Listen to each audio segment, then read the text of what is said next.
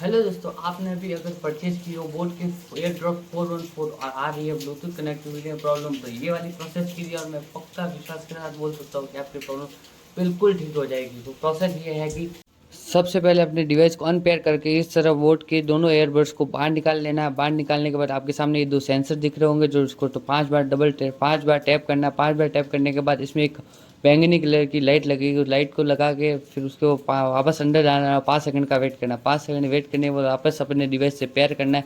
Pair करने के बाद ये ब्लूटूथ कनेक्टिविटी में जो प्रॉब्लम आ रही है एकदम ठीक हो जाएगी। और ऐसी वीडियो के लिए सब्सक्राइब करें और मुझे बोट की वारंटी क्लेम करने का भी बताइए।